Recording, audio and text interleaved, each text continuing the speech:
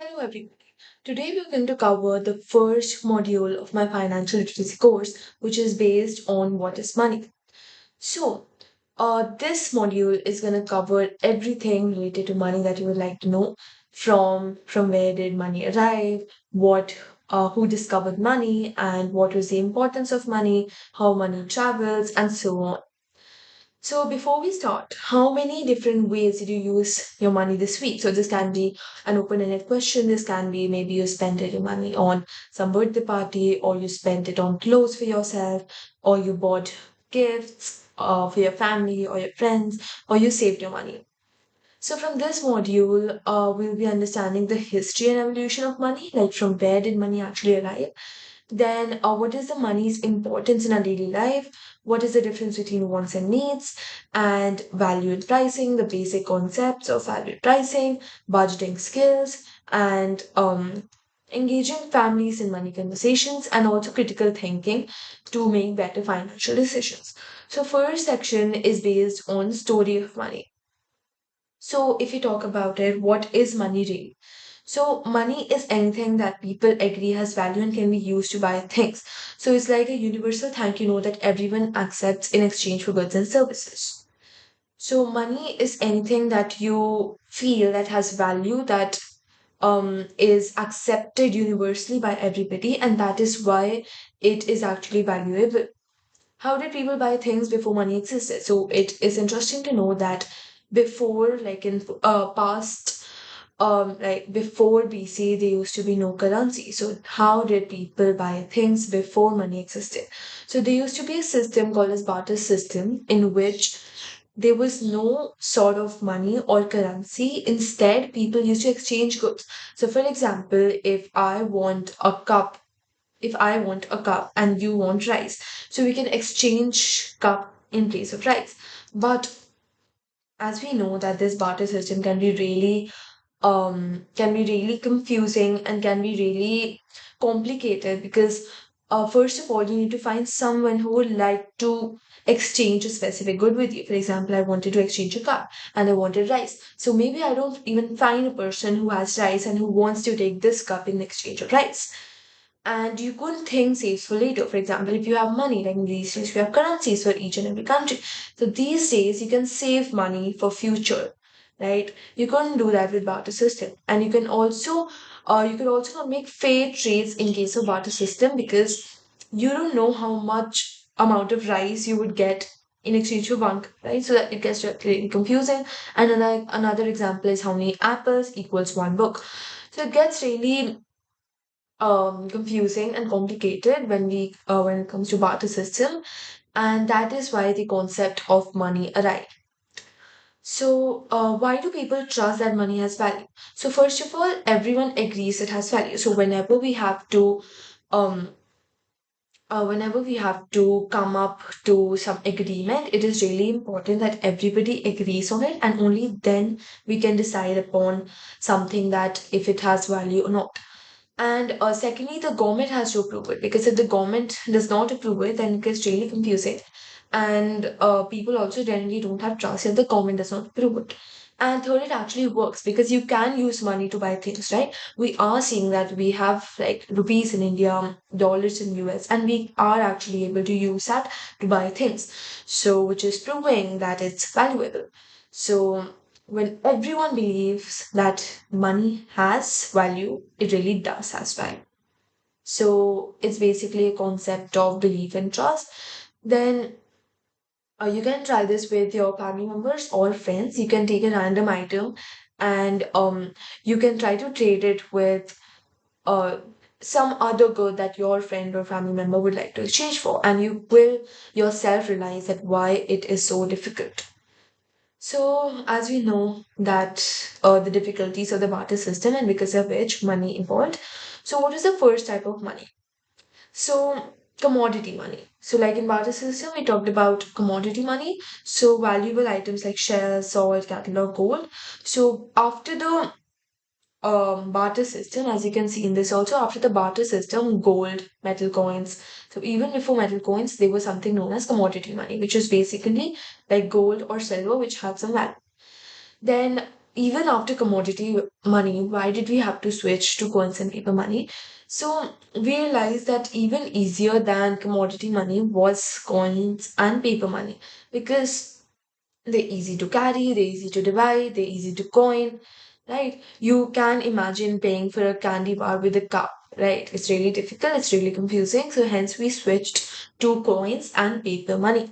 And how did different countries create their own special types of money? So each and every country evolved their own kind of currency. Each and every country has a different currency. So they created unique money based on whatever was available, right? So, for example, Pacific Islands had something called rice stones. So they used this material. These were basically like huge stones wheels. So they had this material which is like available really commonly and was also cheap. So they used this material to make currency or money for them. Similarly, African countries used cowrie shells because they were pretty hard to fake and didn't break easily. So, similarly, each and every country saw on whatever material was really available to them, they used that to make their own money. Now, um, yeah, so this is a activity that you can do, that if you have to create a new type of money for your classroom, you can choose what would you use and why. So consider the six qualities of good money, that it doesn't have to break, it's not easy to fake it, and it has to be accepted by everyone. And it also, the material that you make your money out of, like maybe coins or anything, has to be commonly available so that it's not difficult to print more money or so. How did merchants help spread the use of coins around the world? So, as we know that ancient merchants were like traveling salespeople. So they used to travel everywhere, and they used to use Silk Road, which is basically a trade route, to um, go to places here and there. But then they realized that each and every country had their different currency, and because of the different currency, it was getting really, really confusing, because if they went to some place, they had to switch their currency and so on. So that is why they helped spread the use of coins, because coins are much easier than weighing gold or silver every time. So each country was using gold or silver, and hence now these merchants tried to switch the use of gold or silver to coins and currencies or paper money, because it was much easier for them to trade in this way. And all the merchants agreed upon this, hence it was done. Next is modern money. So as we know that previously we had barter system, then we had gold, then metal coins and paper money. So now what kind of money do we have right now? So before that, what makes a piece of paper worth $20? So as we also talked before, trust and agreement, right? So government notifies it that this note costs $20, and also people have trust and agreement that this value is $20, and that is how we fix that this much is $20, this is $30, and so on. Now, what is digital money? So, right now we talked about paper money and coins, but now we have also something known as digital money. So, digital money is intangible, it's only existing on computers. You cannot touch it, you cannot feel it, you cannot see it. It's just existing on computers, right? So, you have your balance, you have your um like when you pay using debit cards, mobile apps, it's actually the digital money that you're using to pay them. Or whenever you sell something, when you receive white money, so that's basically your digital money and not your actually practical money. How do banks control how much money exists in the country? So they have money, so they are like money managers for the whole country, right? So first they decide the printing of money. As you know that if you print more money, it can lead to inflation and hyperinflation. So they control how much money they have to print. Secondly, they set interest rates. So this is something that is basically they do this using the fiscal and the monetary policies. They set interest rates, they set taxes, and so by all these policies and the amount of money they print, they're actually able to control how much money exists in the country. They also regulate the amount of money that the banks have. So there's a specific amount that a bank cannot have more money than this amount. So they also sell or buy government bonds to add or remove money from banks. So yeah, so in this way, banks are able to control the money that exists in the country. So, what are the good and bad things about digital money versus cash? So, digital money is actually very convenient in these days as we see over cash. So, digital money has really great advantages. So, first of all, is that you can access it anywhere, wherever in the world you are, whether you're in India or in another country or in USA, you can access it anywhere. It's automatically recorded, right?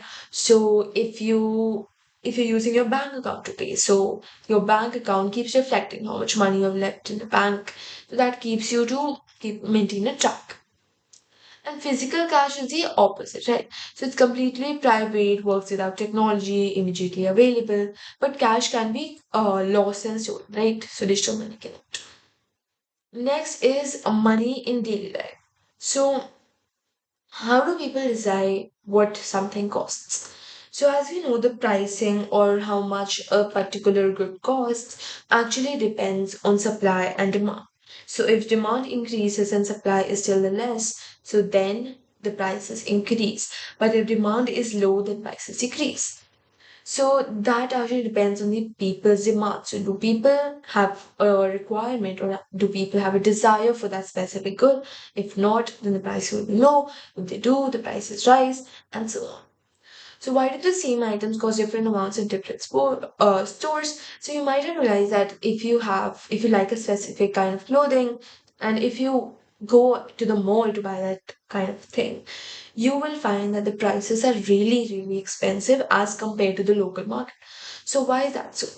So that is because malls have to pay a lot of rent, a lot of salary to its employees, and also the quality differs, right? If you go to the malls, probably the quality, the brand is better. And if you go to local markets, maybe you'll get degraded in like 1 or 2 months. And so, due to such differences, the different prices at different stores. Now, how do marketing and advertising influence what people think things are worth, and how can young people become smart consumers?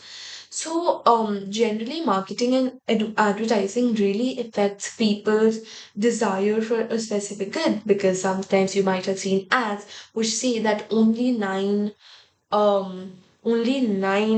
are left in stock. So this might make you feel that it's something that is really valuable, it's something that is really worth, and that is why so many people are buying that specific good, and so you will also want to go and buy it, even if it is really expensive. Or social proof, like 9 out of 10 people prefer this plan. So you might have seen that most of the companies take rating, right? Like out of 5 stars, how many stars would you like to get? And they generally show if the rating is above 4, like 4.5 people prefer. So this basically shows that most of the people are liking this plan. And so this excites you as well as a consumer to buy that company's goods instead of any other company. So advertising and marketing basically create a specific brand image in your mind that ultimately influence you to buy that company's goods. And this is how advertising and marketing people are able to actually make a lot of profit. Next, why do stores sometimes have big sales and discounts? So generally when for example when the season changed, right, from winters to summers, so when are gone and maybe the stores still have a few clothes like winter clothes like sweaters and jackets. So instead of preferring to actually keep these goods to like for selling next year, most of the stores prefer to just give them away in lesser prices. And since the season is gone, so they give a huge like big sales and discounts so that they're able to get rid of those things, because if they have to protect them and keep them safe till the next year, then the um cost of the storage and all actually is really high. So they just want to get rid of it, and that's why they give big sales and discounts. So next is understanding value, right? So what makes something valuable? So if you see gold, right? So why is gold valuable? So first of all, usefulness. So gold is really useful. It's whenever we invest in gold, right, its value keeps increasing. Then its rarity, right? Gold is really rare. Demand, do people want it? And its quality, is it well? So all these factors make something valuable. So in this, I give the example of gold. It can also be a specific cloth item or any good or commodity. Right? So yeah, so why is gold valuable? As I said, it's rare, it's beautiful, it doesn't rust, and can be considered value, and it has been considered valuable since years, right?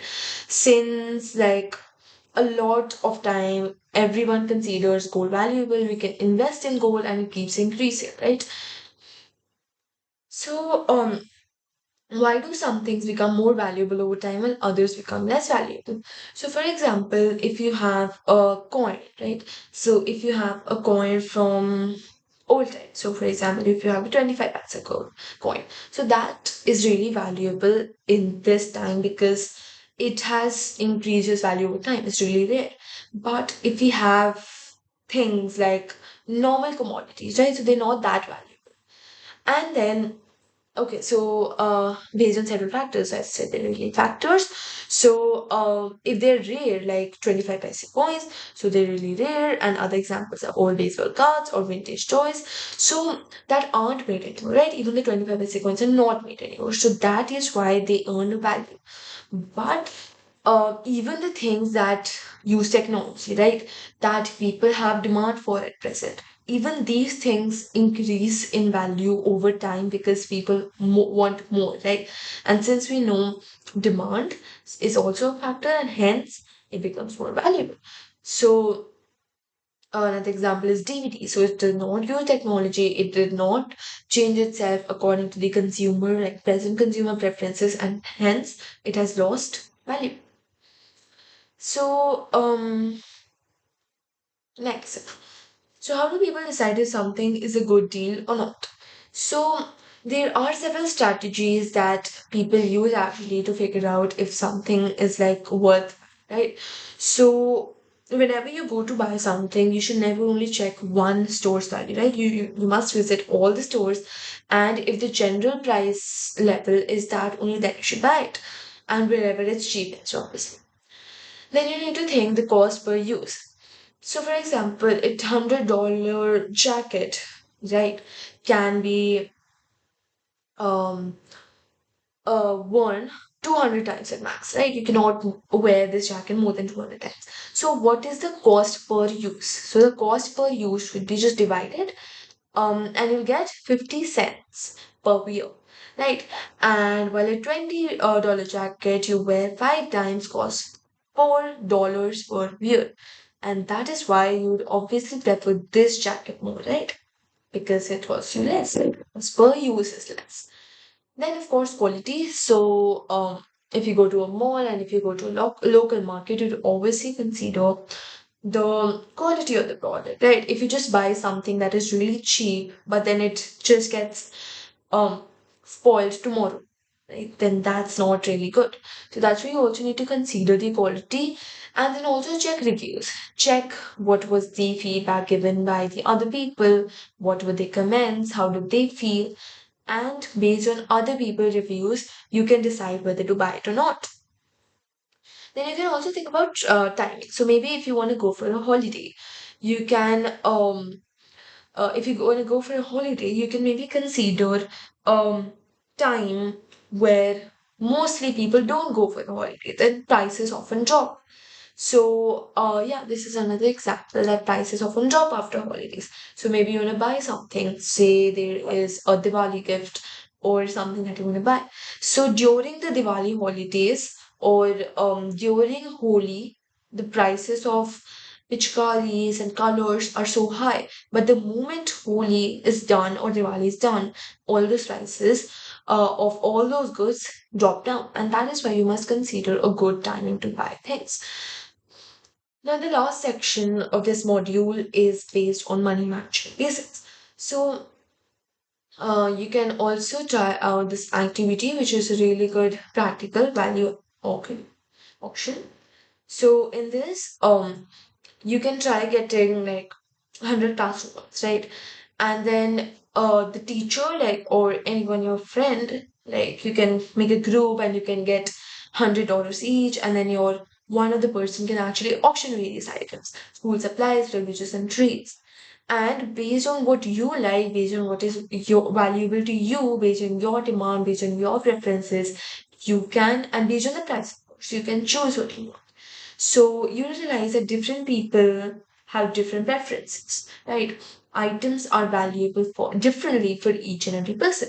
So, for example, for me, um, um, a doll wouldn't be as valuable as stationary item would be for me at present, right? So that is why the value is different for each and every person. It keeps changing as we grow up, or it is different for different age group people, and different people have different preferences and so on. Now, next is money management basics. So basically in this, we're gonna talk about how we can manage our money properly. We're gonna talk about how to budget properly, right? But before that was the difference between wants and needs.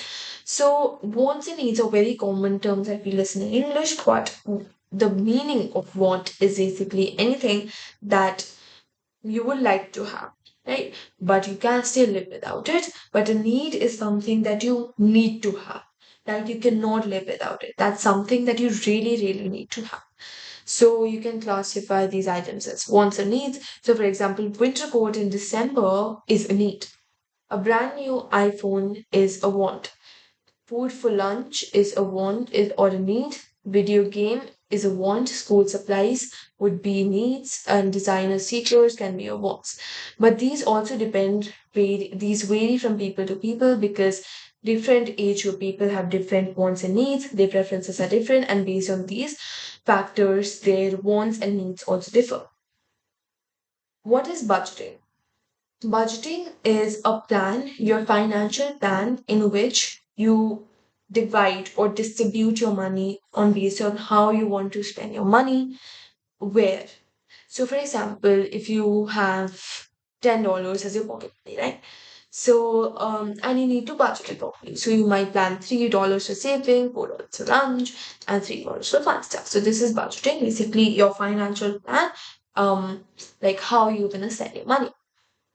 So this is a good case study. So this is basically birthday money dilemma, right? So Alex receives $30 for their birthday.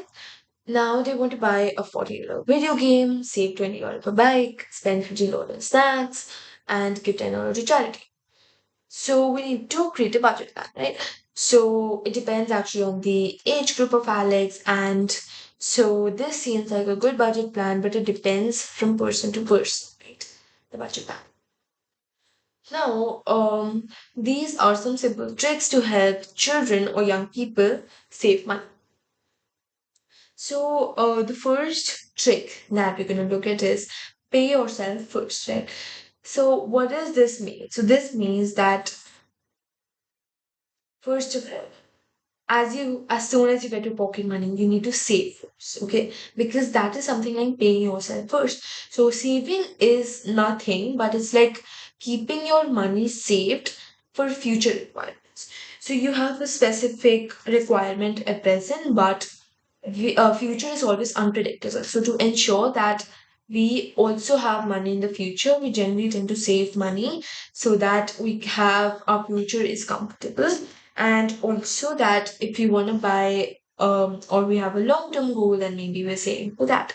So pay yourself first is the first trick, even if it's just like $1 from your last, right? Next is the 24-hour rule.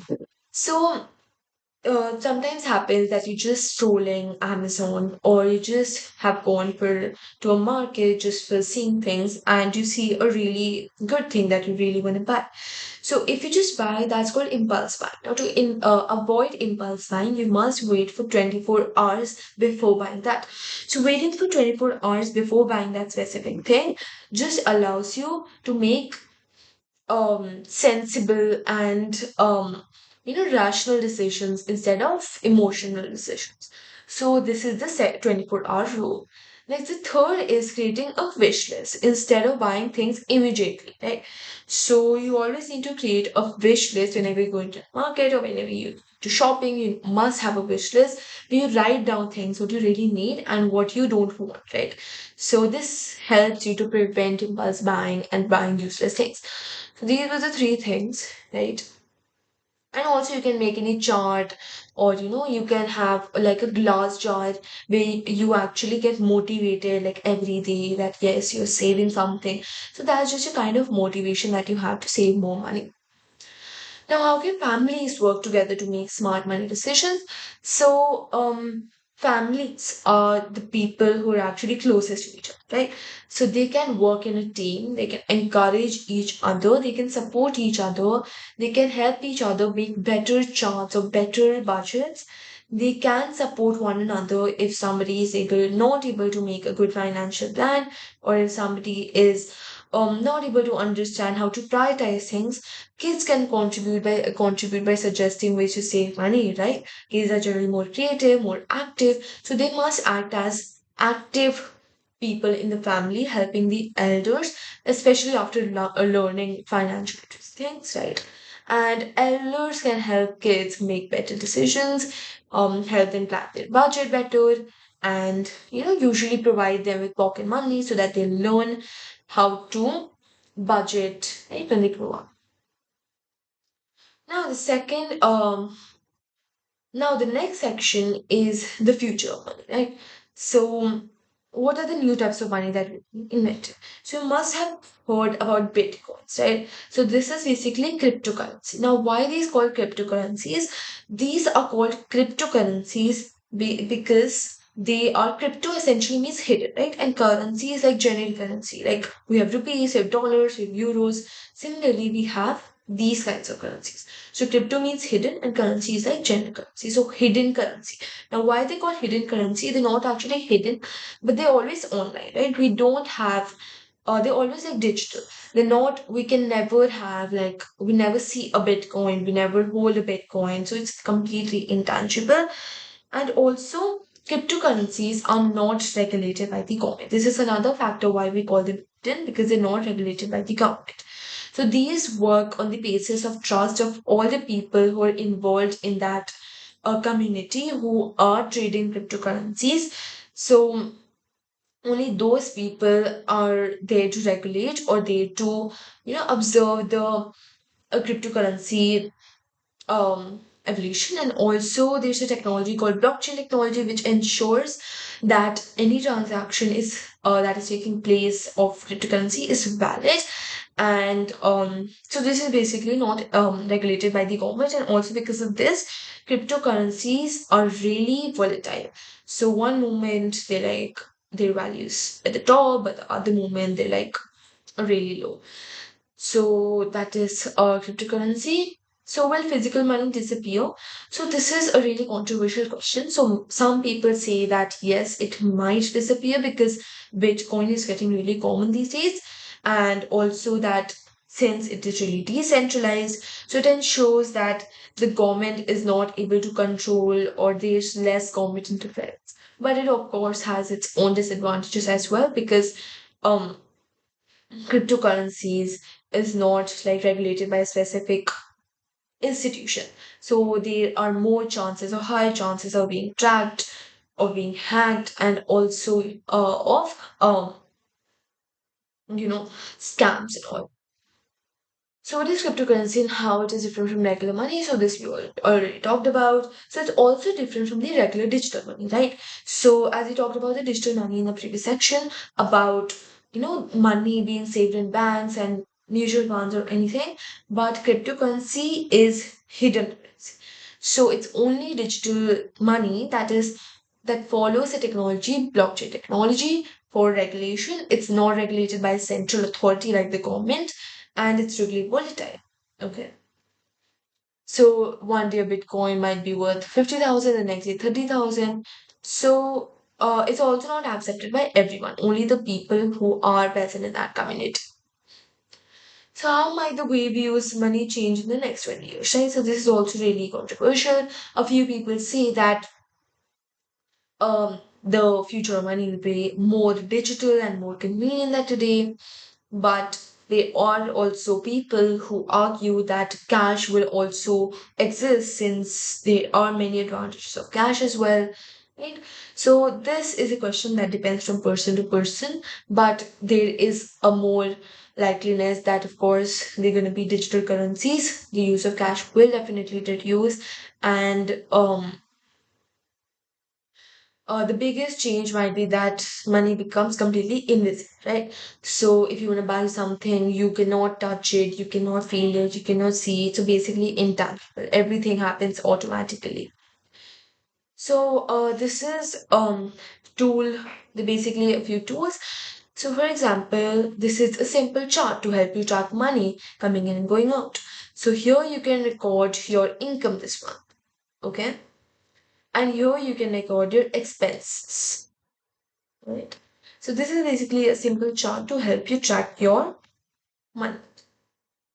So from gifts, how much you got, from doing simple chores, how much you got, and others. So this is your total money, total income, total expenses, and money left over. And second is the savings goal calculate, right? So basically, what is your savings goal? How much cost does it take? How much have you already saved? So this basically helps you keep a track of the overall goal that you set for and also keeps you motivating. As a tool three is want versus need sorted, right? So you need to have a clear distinction between your wants and your needs since these are different and cannot be specific. That if I just say that phone is a want, it's wrong. For a few people, phone is a need, right? So you need to have clear distinction between wants and needs. Then there's tool four is family budget simulator. Basically, for a family of four, I've given this example of Martinez family. So, for a family of four, you need to practice making budget decisions. So, this is something that you can really play with, right? And then finally, there's this gamified activity of money hacker type, right? So, this is a really interesting activity, right? Gamified activity. So, first of all, imagine that you've got 1,000 market codes. Okay, now you need to choose your business. So you have five business types and you need to choose one business out of that. So for example, you have food truck, right? You have clothing store, you have game market, you have bookshop, and you have toy store. So now you need to actually there'll be a few questions like reflection questions that you have chosen your business. Now you need to answer these questions, right? So if the prices for your products just went up by 20%, will you raise your prices? Will you keep the prices same? Will you find cheaper supplies or what will you do? Next, for Tuesday, a new competitor opens across the street with lower prices, right? So you just need to imagine you have 1,000 market coins and you have, say, I've chosen clothing store. Now, for example, I need to answer all these questions and these will actually let you to analyze, right? Um, so yeah, name three types of money used throughout history. So three types of money, as we know, the first was commodity money. Before even that, we had barter money, and then we had coins and paper. Explain why bartering was difficult, right? Because it was really confusing and it was really complicated because you couldn't decide how much amount of rice will you get for one cup. And there were also many, you needed to find a person who would like to exchange a specific thing with you. So give an example of a want versus a need. So for example, for me, eating burgers or pizza is the want, but the phone is a need for me, right? So what factors make something valuable? The things demand, the specific things, you know, rarity, right? It's like its popularity among people. All these factors make something valuable. How does supply and demand affect prices? So if the demand is more, prices increase. If the demand is less, prices decrease. And so this is a worksheet that you can actually try and attempt. So yeah, so this was the end of module one. So I hope you liked it.